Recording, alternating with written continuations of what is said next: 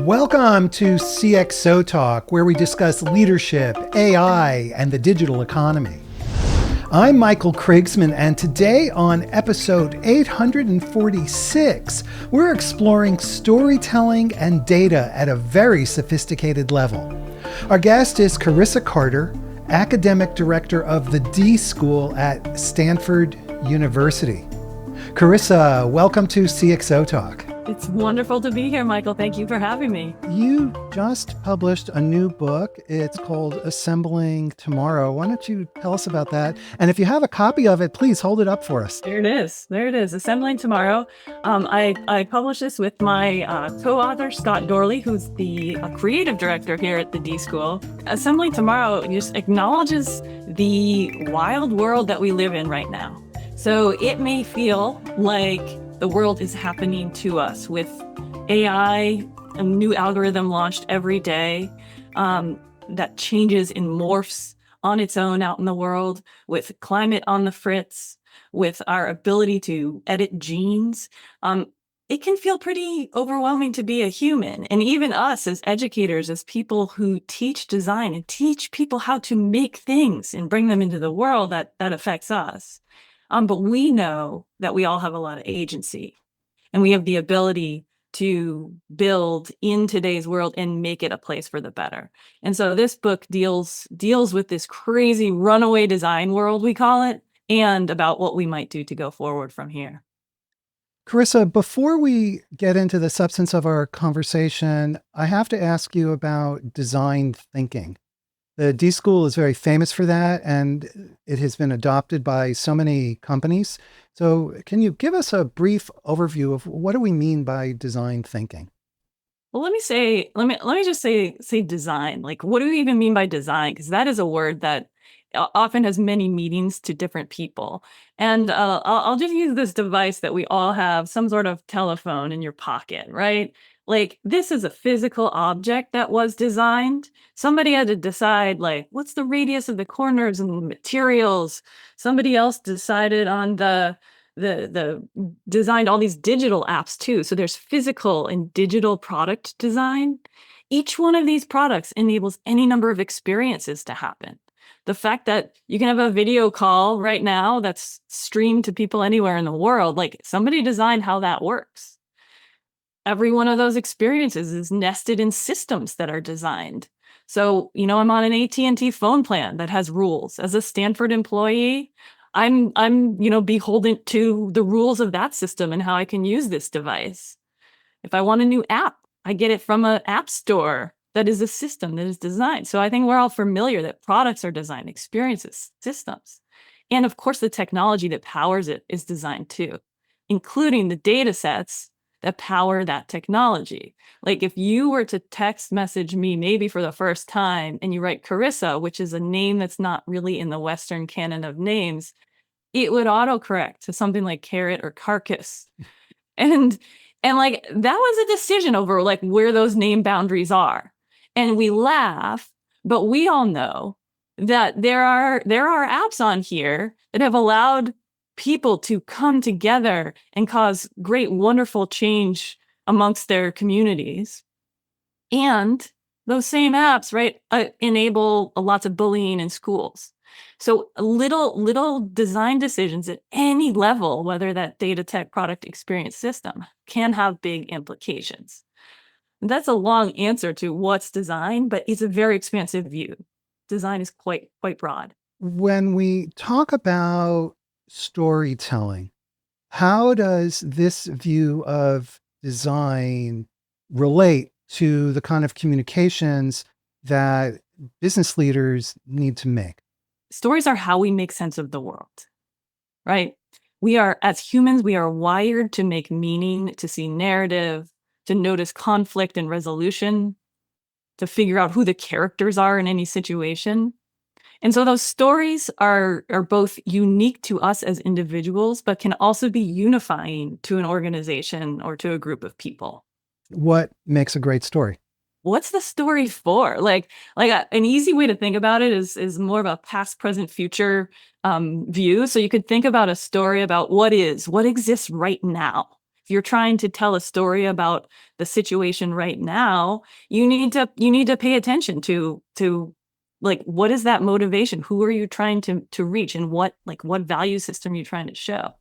If you want to tell a story about what was, that's more of an act of reflection, which has some different rules that go along with it, right? And are we reflecting on a project we did together, and you want to hear my side, my story, I want to hear yours?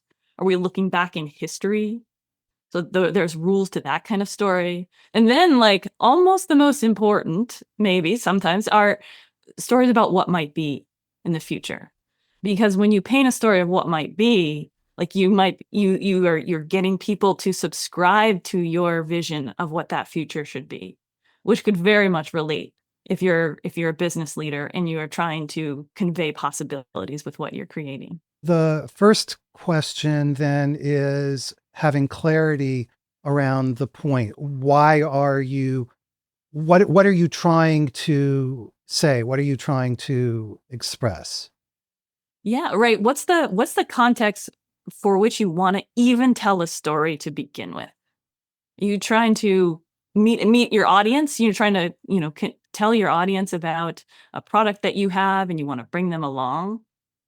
Are you trying to get other people within your organization to understand the experience of the people that use your product out in the world? Right? Those are very different ways to use story. And you just got to get really clear as to what that is first. On the surface, it seems pretty obvious being clear about what you're trying to do. But I suspect for many of us, that is not so obvious. And we have mixed goals. One of my favorite examples of an organization using story comes from a group called Sevilla, which is based in Detroit. And they're a design agency, and they work with a lot of different public sector organizations. And Sevilla's founders have connections to the D.School, and so I'm familiar with their story quite a bit. And one of their projects was with the Michigan Department of Health and Human Services. And what they noticed was that people applying for public benefits assistance in Michigan had 40 pages of forms to fill out before they could qualify for assistance. Now, if I just tell you there's 40 pages of forms, you may say, like, okay, that seems like a lot of forms to fill out. But what? Like, do you really feel it? Not so much. And what they did to get both the people that worked within Health and Human Services as well as other stakeholders involved in really feeling what that is they took all 40 of those pages and printed them out, and they taped them together end to end in a way that, that started on the roof of their building, came down and, covered the expanse of the floor. And so they brought people physically in to feel that story. And you feel it really differently when there's a hard object there that you have to physically move yourself around. And so it was that use of trying to understand the actual process that a person going through that benefits application felt. Instead of just telling you that, they embodied the story using an object. And that's the kind of thing that, when you're thinking of trying to understand the experience of a user, right? That story, like that kind of, like, using the experience really helps. What about folks who are selling intangible items, ideas? I mean, even if you think about software, it's an idea. It exists in the mind. There's no, especially online. In the old days, at least you had floppy disks, but now you don't even have that.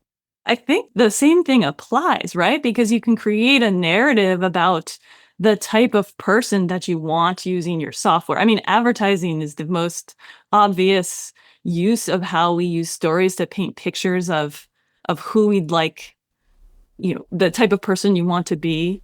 And I think it works. It works for digital or for companies that have physical elements as well. Please subscribe to our newsletter, subscribe to our YouTube channel, check out CXOTalk CXOTalk.com. We have great shows coming up.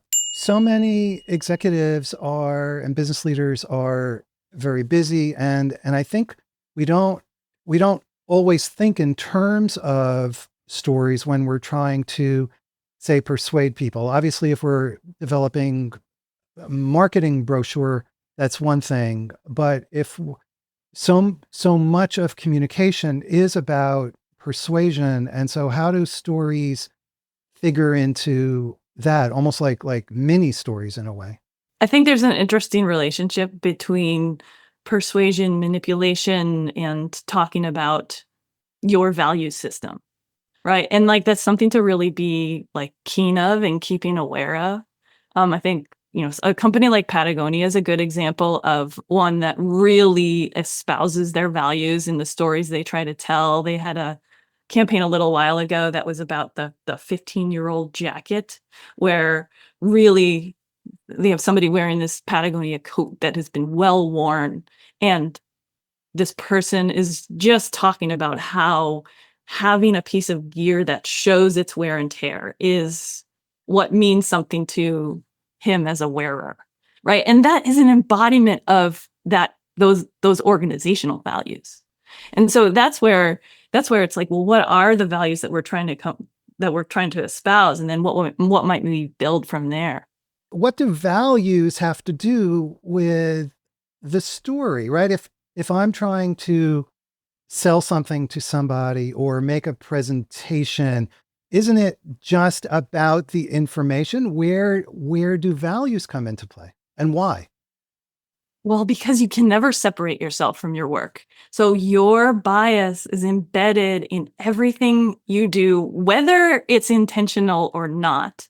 You are sharing your perspective. So, like, I like to talk about when I talk about data storytelling, right? I talk about this intersection between the data, the actual information that you're using, the bias or your point of view, and the craft, which is how it's shown. And those three elements, you cannot detangle them from each other. One tugs on the next. And unless you are aware of that push and pull, you're going to create something that feels out of sync. You wrote a book on maps called The Secret Language of Maps. And obviously maps are all about data. So maybe dive into this. Okay, great. There it is. Yeah. I mean, this book is all about visual storytelling with data, right? And when I say map, I mean an infographic, I mean a geographic map, I mean a framework, I mean any sort of situation where you are using both the spatial element of a page as well as a visual representation of information. So there's lots of kinds of maps. A simple map is a continuum, like a line with two arrows, and you have, I like this on one side to I don't on the other, or high value to low value. We're all familiar with different kinds of continua. But those are all types of maps. And I use that word very, very loosely.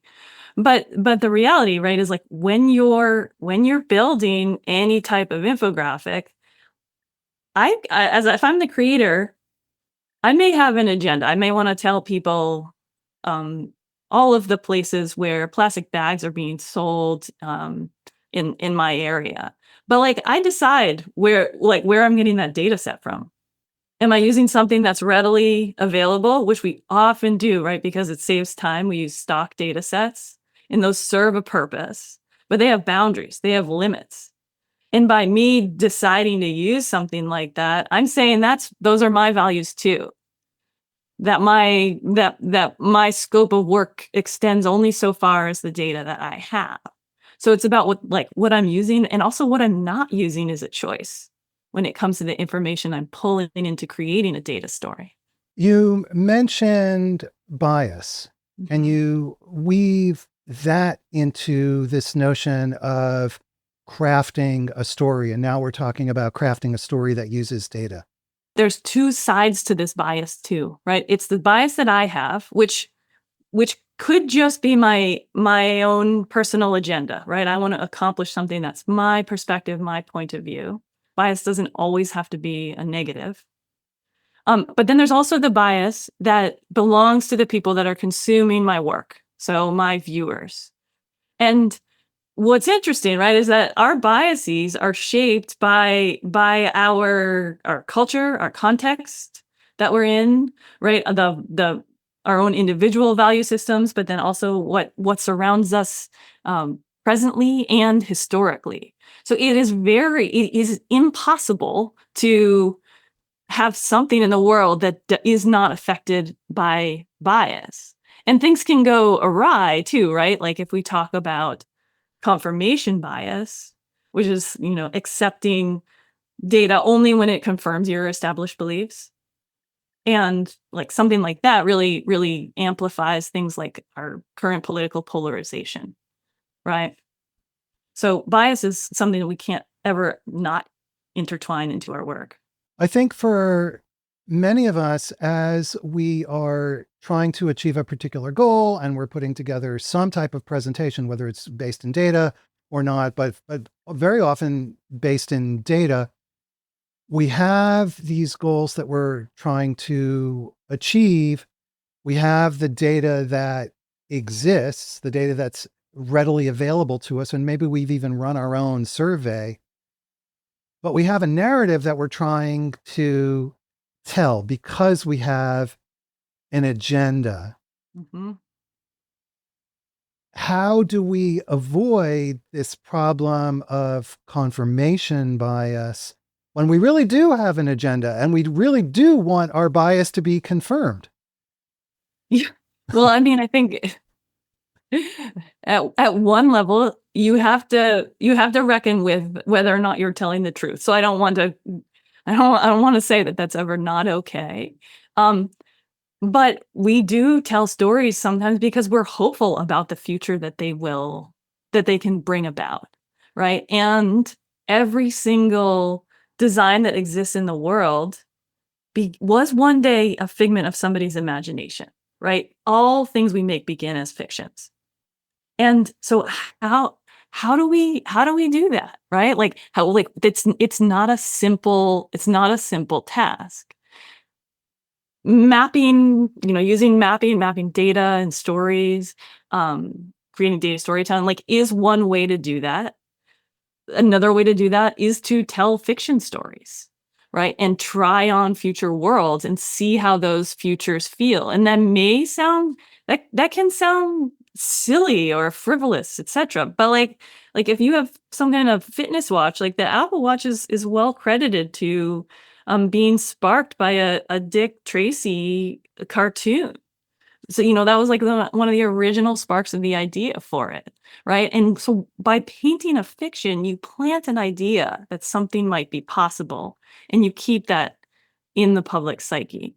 And I just want to be clear that I'm not suggesting not telling the truth or being manipulative at all. But I observe, as we all are, I'm a recipient of many different kinds of presentations and communications. And very often I do see ignoring of that confirmation bias, or another way of saying it is shifting the data or the story about the data to kind of fit where you want that story to end up. Yeah, one thing I like to do is a simple exercise that we call deconstructing an infographic. So, and it's easiest to practice this on one that's not your own. Okay, because then you don't have any bad personal, baggage associated with it. But take a infographic you see in the newspaper today, right? And you look at it and you say, first write down, and writing is important. What emotional reaction am I having to this? Don't spend time like, what's that gut reaction? Are you confused? Are you, excited for what it might be showing, right? So just write down that word, and then underneath it, answer the question of, well, why am I having that reaction? Well, I'm confused because there's a lot of different elements to pay attention to, and my eye doesn't know where to go to first. That might be why. Or I'm excited because wow, it looks like the trends are changing and there are now more women in leadership positions. And the shape of that curve seems unexpected. Right? So you're getting one click deeper. And then you say one more, and you go one more layer deeper is what has the person that created that infographic done to make that possible? And so if I'm excited to see this trend of women in leaderships positions increasing, well, maybe that's something with the data that's included. And they've expanded the data set to include new types of organizations, and we're noticing some nuance to the information. If I'm confused, right, because my eye doesn't know where to go, well, maybe that's because of the craft and how it was designed, and the colors muddled together, or the layout, it wasn't the right style of graphic. And what that allows you to do is build a vocabulary in way of talking about different data stories that is not about confirmation, your own beliefs, but instead about what that graphic is actually doing. And the more that you can practice that, you can do that on your own work too, and with your colleagues. It's really hard, as we know, to be objective towards oneself, to separate out what are our inbuilt beliefs and premises versus what we actually know to be true about what the audience cares. It's really hard, right? And I mean, this is another use for story, is understanding what your audience cares about. In design, we do a lot of listening to people. A huge range of stories come in for that, and it takes a lot of time to process what did we learn from them? What are the insights then in the patterns that we're seeing across stories? What feel like outliers? Design is very much about looking for patterns and gaps, and building to moments based on that. We have some questions that have come in, and the first one is from Chris Peterson, who says, what are the main similarities and differences between telling stories about goods and services versus telling stories about ourselves for job interviews? Every story has characters in it. It has some sort of conflict in it. And it has the causes. So this happened because of this. And what we often forget, right, is that every story also has a context.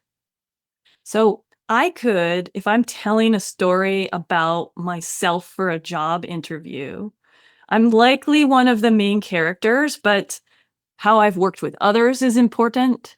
What have I overcome? Like, if you want to think about what rising actions have happened in my life and how have I resolved them?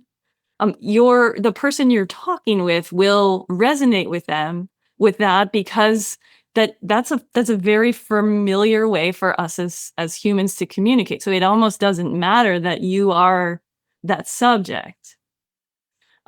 The context, when I said the context is important, if I'm, I want to talk about how I'm going to behave in a new role, like how I'm going to perform in a new role, they're thinking, you're telling your story about how you performed in a former role, likely. They're porting that, and they're saying like, well, I wonder what that looks like here. So the best thing you can do is pay attention to, like, well, what are those contextual things? It's like, well, I know a lot about statics and dynamics from my last role, and so I could work really easily in this other role over here where tectonics is important.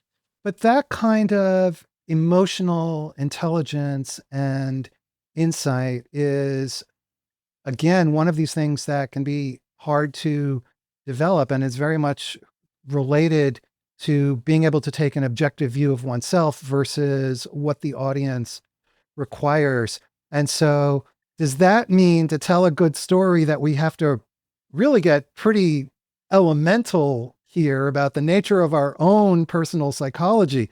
Or do we not have to go that deep in order to tell a decent story? I mean, there's so many kinds of stories, right? Like you can use humor, like you don't have to go emotionally so deep every time, but you know, the conflict part of a story is often that hook, right? That thing that you notice that's a little bit different that makes it comical, right?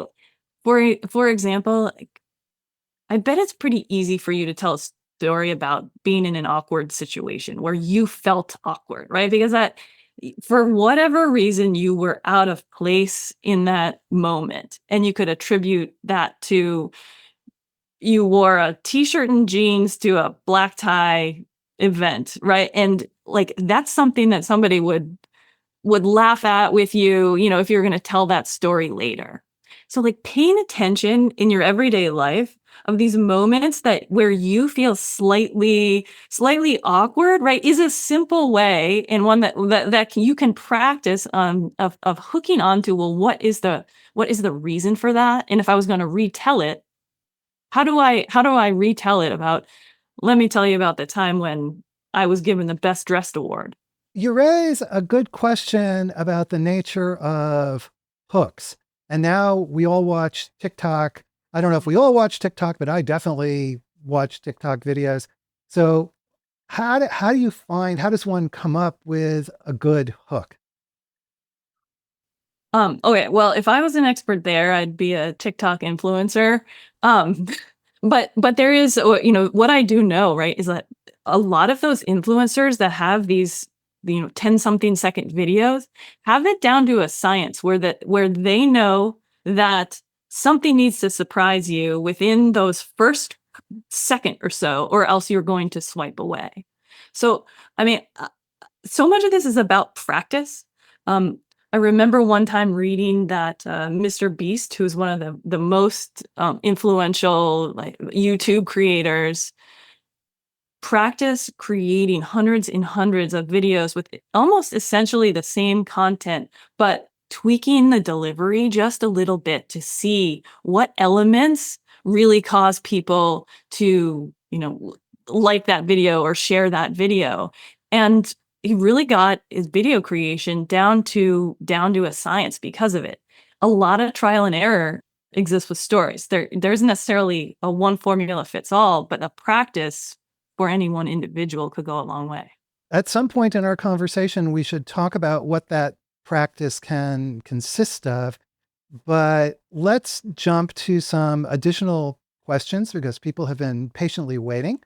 And we have a question on LinkedIn from Priya Sundarajaran.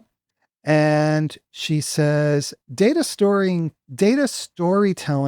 involves sharing your perspective with the bias, but with full transparency. She likes how you describe bias that is two-sided, the input or storyteller bias and the output or listener bias. And we've talked about transparency in the storyteller bias to shed light on this. Can we address listener bias? And if so, how do we address bias in the listeners? I don't think we can get away from it, but it's worth understanding where our listeners are coming from. There is a Cornell psychologist, Thomas Skilovich. He says he describes it in this way. It's like when you find information, facts that suit the beliefs that you had already, you say to yourself, okay, can I believe this? But when those facts conflict with your own ideals and your ideas, right? Like you instead like have a slight shift and you say, must I believe this? And it's worth knowing that we're all hardwired in this way, right? And so facts feel differently depending on whether or not they feel acceptable to the people that are viewing them.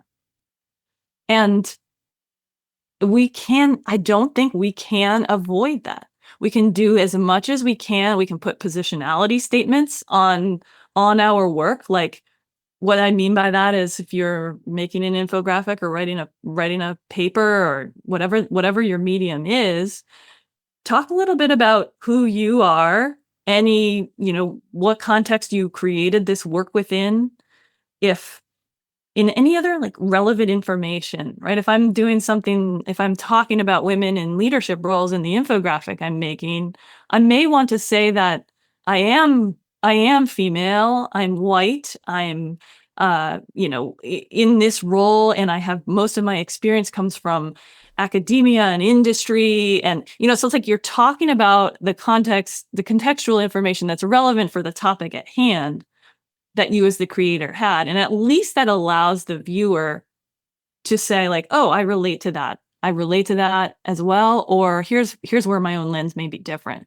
It strikes me that a good storyteller must, as you were saying earlier, must understand the audience. And part of understanding the audience is understanding their mindset and the likely cultural bias or other kinds of biases, intellectual, whatever it may be, that audience may possess, and therefore responding to that in the process of conveying that story. Yeah, and a really interesting way of understanding your audience that is even beyond the people is about what, again, context are they going to view your work in?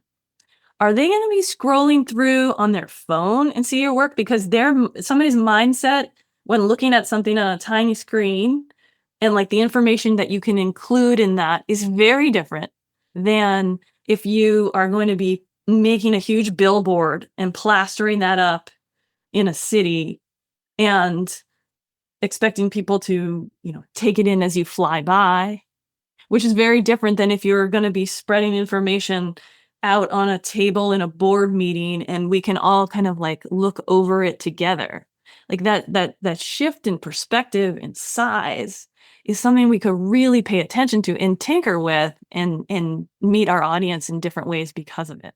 This is from Jessica Pellion, and she says, as an educator, how are you preparing your students to use new technology like AI to communicate and design without losing the essential human-to-humanness of these activities? There are so many tools like AI that we are building with, and we can never know the nuances of how to code all of that technology.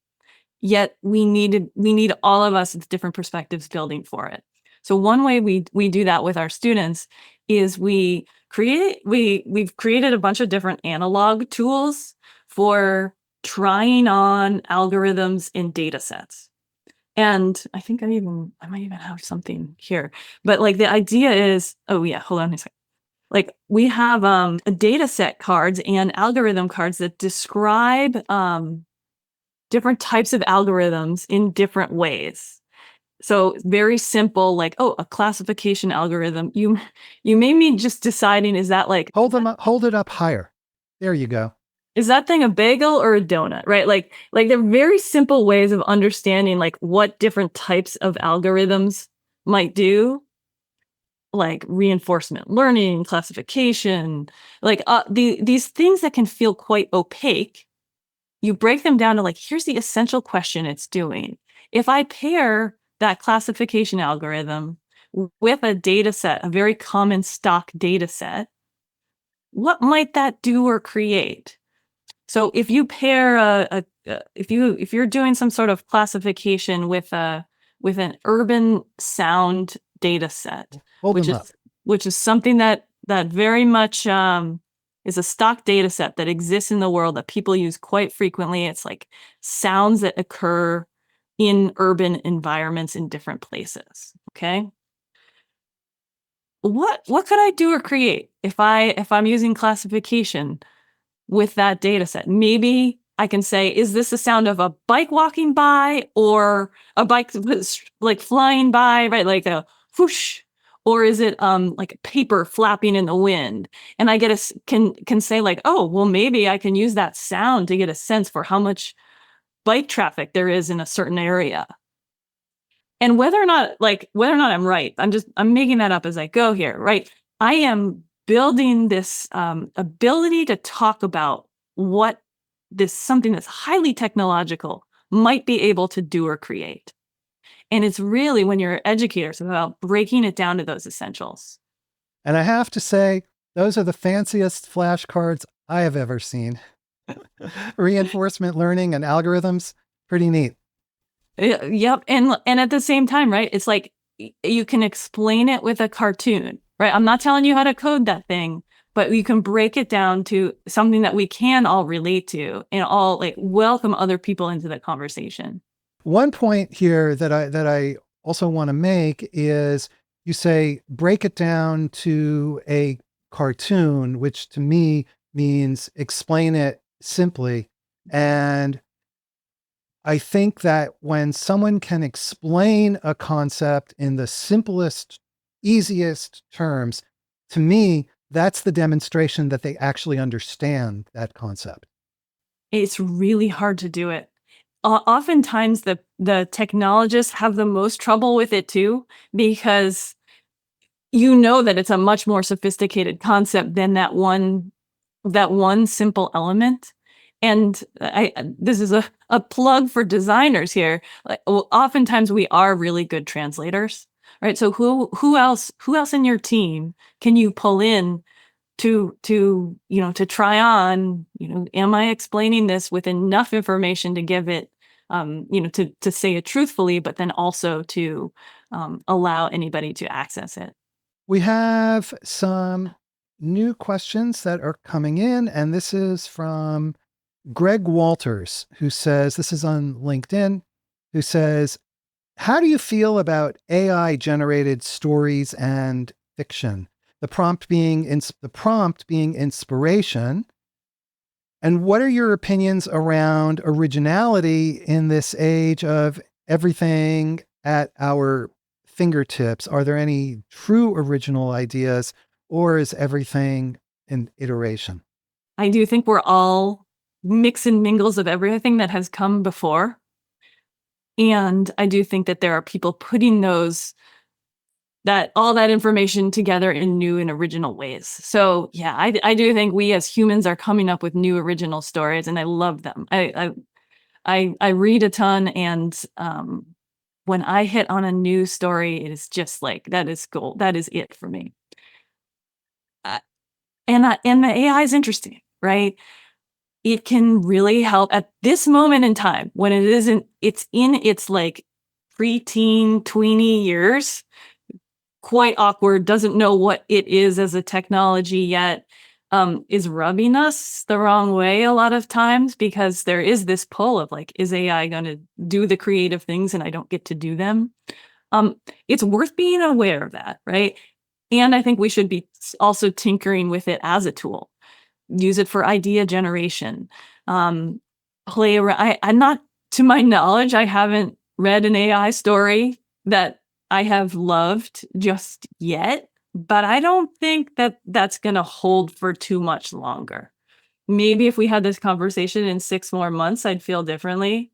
I think it's, when you think about a great authors from history, like if you could read one more Dickens novel, would you want to? And that wouldn't be able to be written by him, but wouldn't it might be interesting, right? If we had the ability to have more. At the same time, maybe something should come to an end. I think this is again about our value system and how it's going to play out. I am like really interested in what will happen. I think your question about paying attention to it is fascinating, and I'm not sure if I know the answer yet. I don't know if any of us do. Years ago, there was a spy novel author named Tom Clancy, Hmm. and he was very successful and wrote these very sort of tech-oriented novels about the military and conspiracy theories and so forth, with lots of tech details. Yeah. And then he sold the brand, Hmm. and they hired writers to write Tom Clancy novels, and they weren't nearly as good. They weren't very interesting. And I wonder if this is going to be, they're like carbon copies, but sort of poor ones. Yeah, I think that's a great point. I mean, maybe, right? I think it could be fascinating. I mean, it's like Dr. Seuss as well. Like I'm sure like it happens across different genres. We have another question from Twitter, this time from Elizabeth Shaw, who says, how does the data story one wants to tell affect the data and analysis? I think this harkens back to the confirmation bias discussion earlier. I often like to talk to, and especially in class, about the fact that when you're creating a data story, you can enter from the bias side, the data side, or the craft side.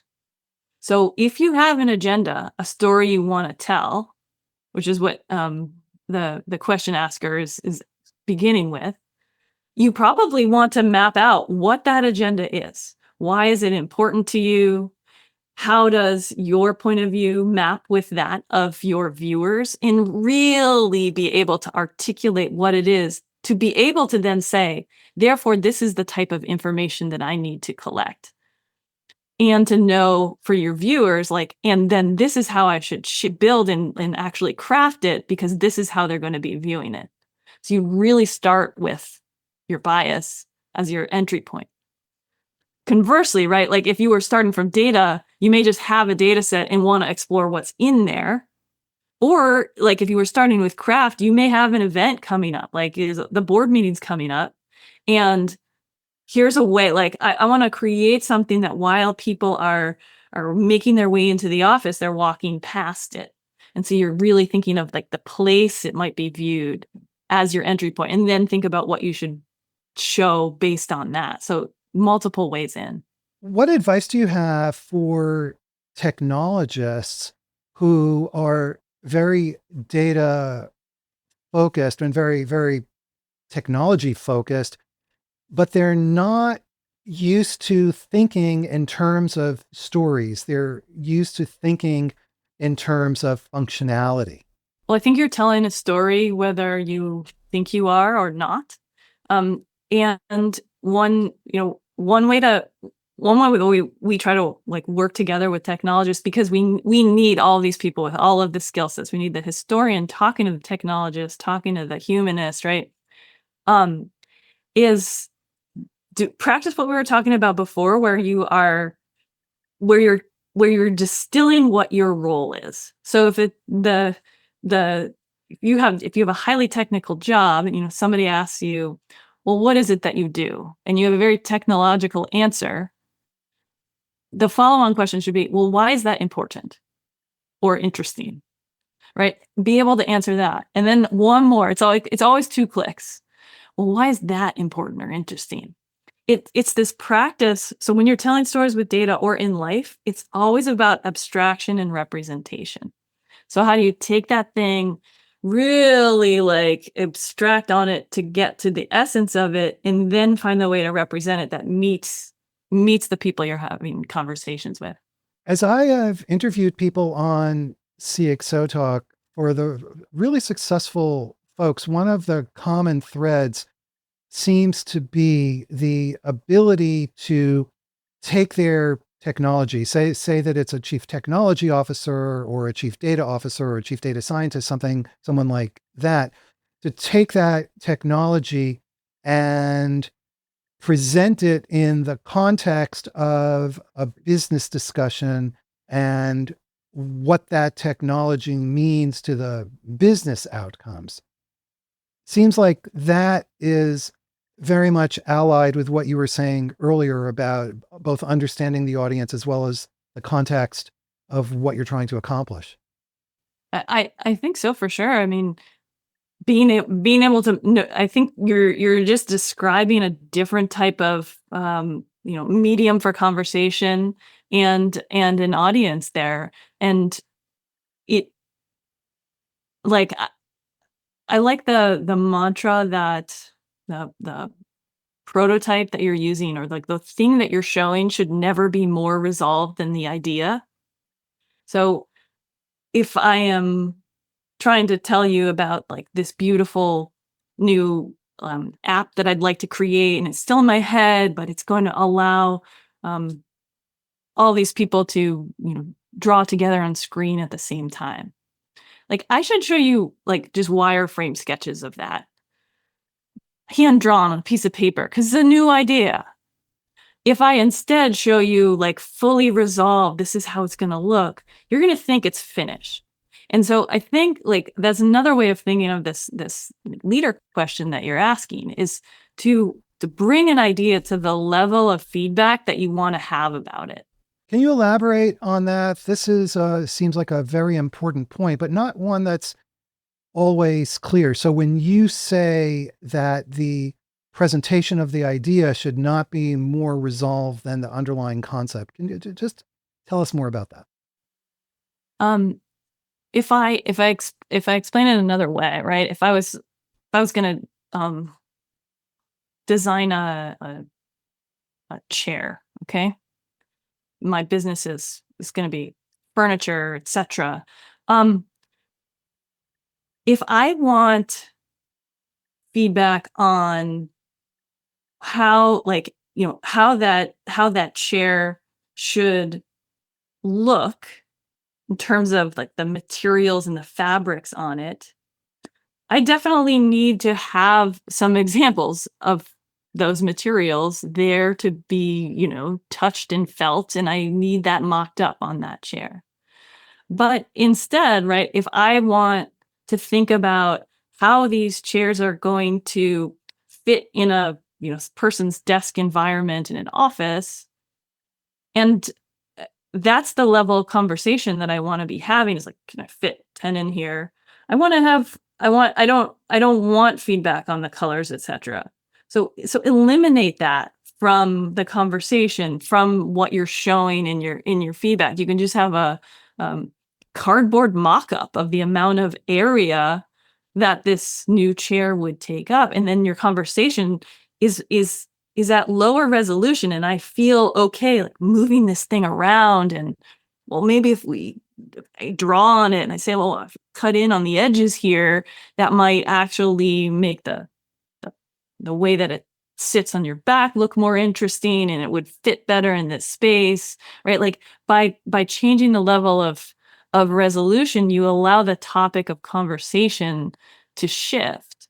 Part of what you're saying is this lower resolution version, or you mentioned wireframe, allows you to convey to the audience those aspects that you want feedback about, as opposed to all of the full detail in its complete glory. Exactly. If I ask you like, hey, I want some feedback on these new glasses that I'm wearing, um, you're probably going to talk to me about how they look, right? Because this is a fully finished product. If instead, like I had like 4 different shapes and sizes, right? And like there's no color patterning yet. Like instead, you're going to talk to me about what shape looks good on my face, right? Like it just shifts the conversation, and we can be super intentional with how we get feedback. I think that's really, really good advice, because a lot of tech folks, a lot of, for example, CIOs, one of the problems that many CIOs face, I've seen this numerous times, is when they are explaining the technology issue, whatever it might be, to the non-tech business people, they throw in everything in the kitchen sink. Yeah. They try to present a high resolution version when what the audience just needs is, in the simplest terms, tell me what went wrong. What went wrong? This isn't, limited to the technologists, but I think when we build things, we are often enamored with what we can do versus what we should do. And we can get really wrapped up in like the ability that this technology exists, and then, what is this, and then we can build all these things, right? Instead of shifting the conversation of is this meeting our goal, and is this the right thing to create? We have another question from Twitter. And the question is, how will AI, including generative AI, affect our trust in the data story that gets created and consumed? I'm worried it will make us trust things that we shouldn't trust. Because as everybody on your show knows, right, that AI absolutely hallucinates and makes decisions that are literally impossible to track down, right? And like that is the main problem with AI. It's like you can't even like back engineer, reverse engineer, and see what decision that algorithm made. And in a world, right, where just trust is a kind of at an all-time low, like that is troublesome. That is quite scary. So, I mean, I think like I think it's something to be aware of. I think it's something that we should all be nervous about, but also we should be tinkering with and figuring out where those boundaries are. We shouldn't shy away from it. We need a lot of us calling it out, asking the questions, right? The fact that you've even asked that question, right, shows that it's something that you care about, and we all need to be doing that. Not too long ago on this show, we had two world experts on the spreading of disinformation, misinformation on social media. And the fundamental technique is create a story, whatever it might be, place it on sites that have the appearance of legitimacy. And often these stories are created and spread with the help of AI, have the appearance of legitimacy, repeat it. And if you repeat it enough, it may get picked up. And so it gets to the fundamental aspect of trust that you're just describing. In this case, it's not an AI hallucination. It is deliberate falsehoods, but they look and sound realistic, which is exactly the problem of hallucinations. That can feel quite unsettling, right? Because there's concerted efforts to do this. Like at the same time, like I am still hugely optimistic, right? Because I do feel like there are enough people with asking these questions with enough agency that we're going to build this future together in a positive way. Any final thoughts or advice for business leaders who need to tell stories and should do a better job? Because if they do a better job, they will be more effective and more successful in their careers. Absolutely everything that we put in the world, we always have the best of intentions. We want to create that wonderful story around it. We want that to come true. At the same time, everything affects everything else. And we will break something. Even with something that is working properly in one context, it's going to affect people adversely in another. So what business leaders can do is to be highly tuned to the unintended consequences of their creations and shepherd what you make into the future in a way that takes responsibility, not just for the thing or the service itself, but for those cascading consequences around it. And that's going to take business effort, that's going to take regulation, that's going to take individuals calling it out. It's going to take noticing the stories that we're putting out there and if they reconcile with our value systems, as well as listening to the stories of the people that we're affecting. With that, we are out of time. Carissa Carter from the D.School at Stanford University, thank you so much for taking your time to be with us today. Thanks so much for having me, Michael. And everybody who watched, and especially you folks who asked such excellent questions, thank you for being part of CXOTalk. Before you go, please subscribe to our newsletter, subscribe to our YouTube channel, check out CXOTalk.com. We have great shows coming up. Hope you have a great day, everybody, and we'll see you again next time. Have a good one. Bye-bye.